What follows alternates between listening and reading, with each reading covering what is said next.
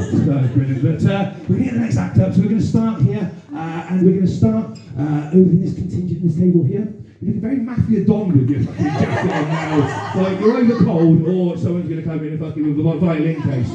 What's that? I think it's a draft maybe from the window. Generally, they tend to happen from a window. Yes, yeah. But yeah, I don't think the blind's going to do too much help there, love. So I think well, are you okay there? Do you want to kind of? The next act's going to warm you up, and what will warm you up even more? If you can just kind of move your hands and clap them together. You can? Yeah, I thought you weren't going to do it there for a moment. That's fantastic. And we can start that wave of applause from here, go to the back, and reach on to the stage. Please, Mr. Rob Auty! Hey! Hello, Swindon, you okay? Yes! So, thank you for having me, because I travelled from Gloucester. Oh. Now, Gloucester's not a bad place. We've got a beautiful cathedral and a cake shop. We're running by our most famous resident, Rose West.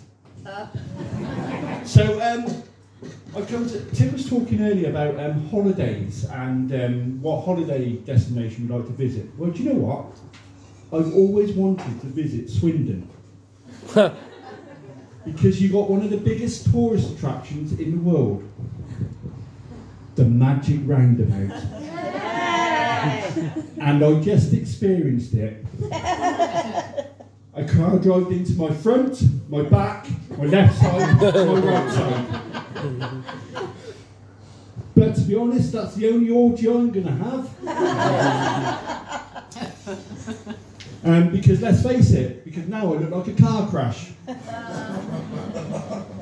So 2024 is upon us. Are you all ready for 2024? Clearly not. But I don't know about you, do you look at every new year at the moment and you watch the news and you look at it with dread and apprehension because of what's going to happen next? And I think this started in 2020 when we had COVID. Because think about it, 2020 we had COVID, 2021 we had more people dying from COVID, 2022 the Russians invaded Ukraine, and 2023 I can't actually remember because I think I've blocked it all out with alcohol and hypnotherapy. But the thing about 2024 at the moment, we've got storms, we've got the main storm is a shit storm. But we've also got, I don't know if you heard, but there have been some parrots in Lincoln Zoo who have been separated for swearing.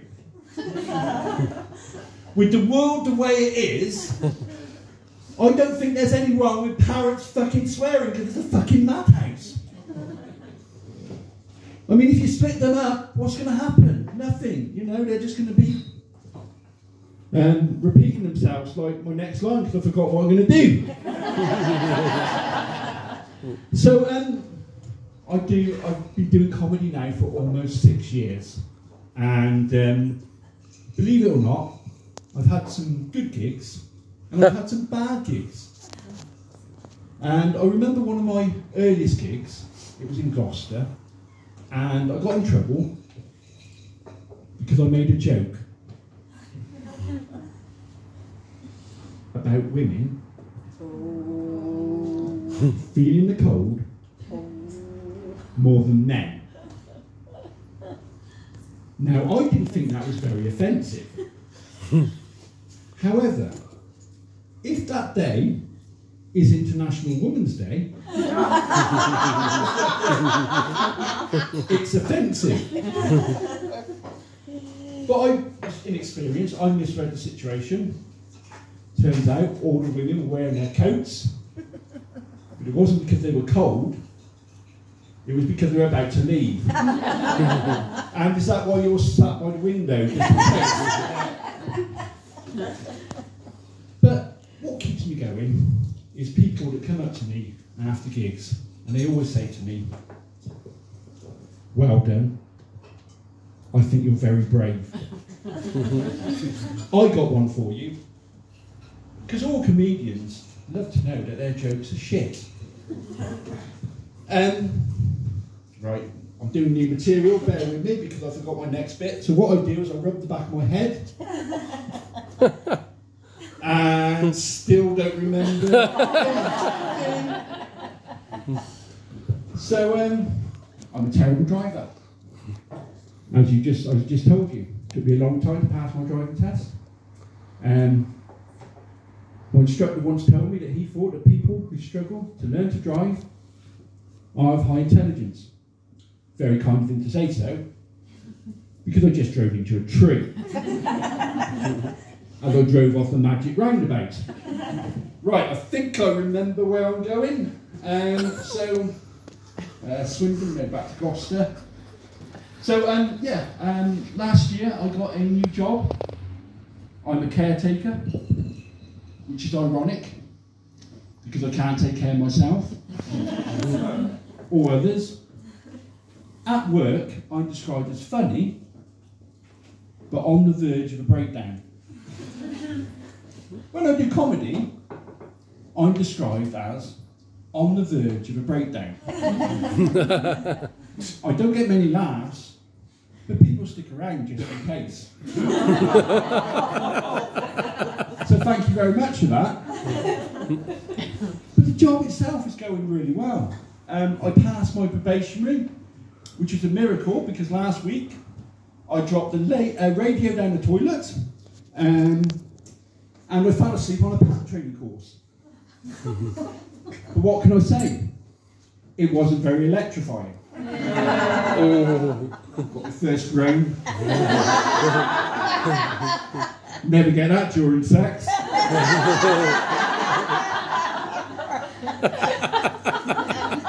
But he's okay. He's in a coma, but he's stable. And also, my job requires me to do DIY. Sadly, I'm not very good at it, but what I decided to do was for Christmas, I asked Father Christmas to buy me a power drill so I could practice at home. The problem with that is, I live on my own, so I'm unsupervised, and I've just admitted to you all that I still believe in Father Christmas. So I started on New Year's Day actually. I attempted to put a wall clock on my living room wall. 9 AM I started putting up that clock. 9:15 the clock was up. PM. 9:16 PM the clock fell down and crashed into the back of my television set. But I was undeterred. The next day I thought, I know what? I'm going to attempt to put a towel rail on my bathroom door. There are so many holes in that bathroom door that I'm half expecting that Oscar Pistorius is going to come round and ask for his bathroom door back. And what if he has a gun? Because I don't explain to my landlord about all the holes in my wall, he's going to be fucking furious. But it doesn't go well at work either, because I tried to cut down a cardboard box with a Stanley knife. Cut my finger really badly, goods in, looked like a murder scene. So the next day, after I put a plaster on, I was told I had to cut down the same cardboard box, but I had to be monitored by my health and safety officer. Anyway, with my health and safety officer, and my plaster falls off, but he panics. You can't blame him, because he thinks I cut my finger off. But I hadn't cut my finger off, but I panicked, and I was still holding a Stanley knife when I cut off my ear.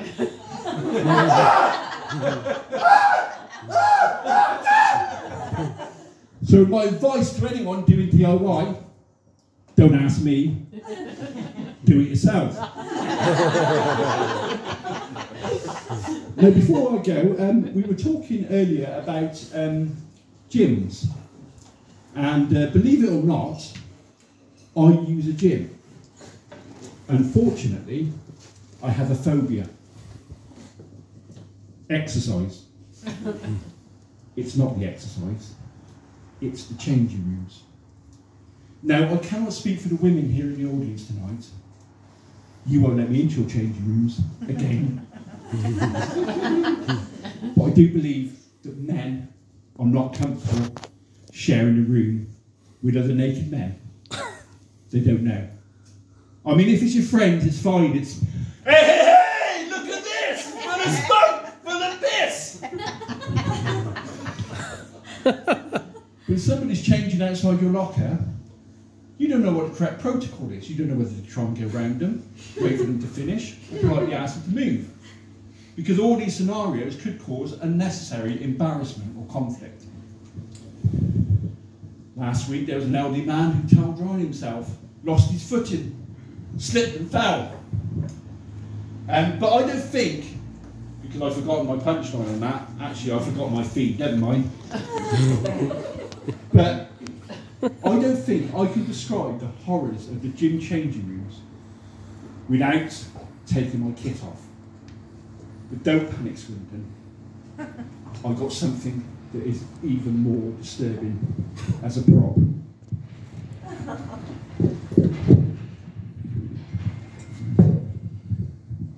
Didn't place my prop very well, did I?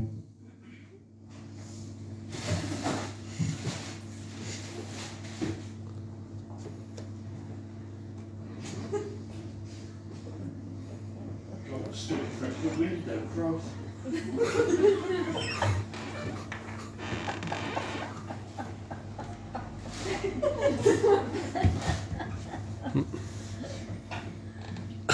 Now, after several years of lockdown and single life, I'm afraid to say this is pretty accurate.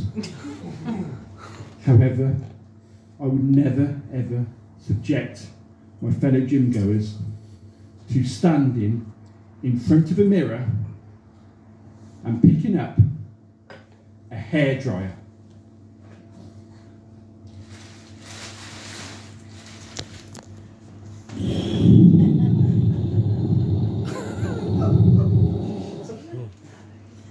By the way, I couldn't find a hairdryer prop. So I got this electric mixer. But don't worry, it has been pat tested. And no one's going to use it because it failed. But the thing that disturbs me the most about the gym changing rooms are communal showers. Now, I appreciate we all have partners, current or potential, we like to keep ourselves clean as for in the downstairs area. But I don't think it's acceptable to tend to these parts in an open plan office. I don't want a discussion with somebody who is lathering his loins, was asking me if I watched last night's Panorama special on farmers and their infected meat. Anyway, that's probably why Oasis Leisure Centre's closed down, because I might turn up there. But thank you very much for listening. My name's Auty. Good night. Hey!